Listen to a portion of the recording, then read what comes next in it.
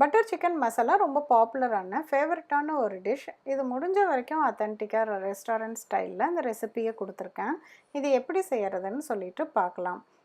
இதுக்கு 3 டொமேட்டோஸ் நல்ல ரெட் டொமேட்டோஸாக எடுத்துகிட்டு இந்த மாதிரி ப்ளஸ் மார்க் மாதிரி நைஃப் வச்சு கீறிக்கணும். இது இப்போ வந்து பிளான்ச் பண்ணணும். அதுக்கு வந்து ஒரு 3 மினிட்ஸ் தண்ணியில் போட்டு கொதிக்க வைக்கணும்.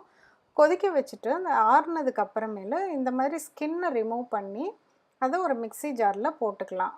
இப்போ இந்த 3 டொமேட்டோஸையும் மிக்ஸி ஜாரில் எடுத்துக்கிட்டு இது கூட பட்டை, கிராம்பு, ஏலக்காய், கேஷ்யூ நட்ஸ், மஞ்சத்தூள், மிளகாத்தூள், கொத்தமல்லி தூள், சீரகத்தூள் இது எல்லாத்தையும் ஒன்றா வந்து அந்த டொமேட்டோஸ் கூடயே போட்டு நல்லா நைஸாக பேஸ்ட் மாதிரி அரைச்சி தனியாக எடுத்து வச்சுக்கணும்.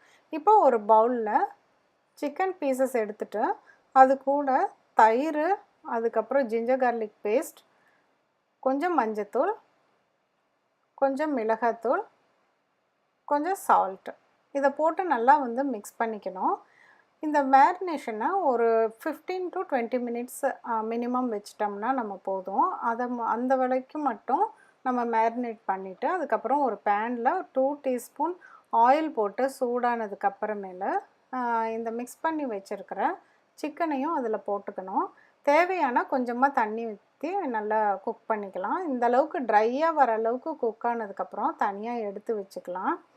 அதுக்கப்புறமேல ஒரு பேனில் பட்டர் போட்டு மெல்ட் ஆனதுக்கப்புறமேல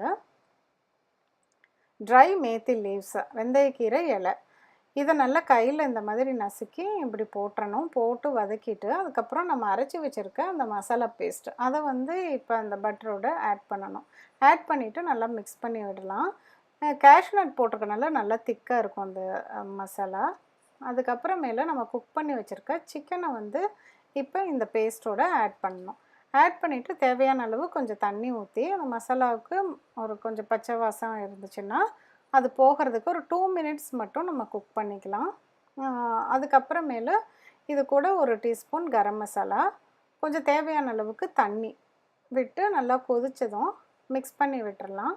மிக்ஸ் பண்ணி விட்டுட்டு இப்போ வந்து கொஞ்சம் குக்கிங் க்ரீம், மில்க் க்ரீம் வந்து இது கூட ஆட் பண்ணலாம். ரொம்ப ரிச்சாக அந்த டேஸ்ட்டு ரொம்ப நல்லாயிருக்கும். இப்போ நம்ம பன்னீர் பட்டர் மசாலா சூப்பராக ரெடி ஆயிடுச்சு. இது வந்து ரைஸ், நான் கூட சாப்பிட்றப்ப ரொம்ப ரொம்ப டேஸ்டியாக இருக்கும்.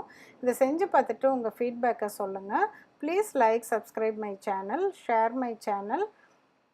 மீண்டும் ஒரு புதிய ரெசிபியோடு உங்களை சீக்கிரம் மீட் பண்ணுறேன். தேங்க்யூ.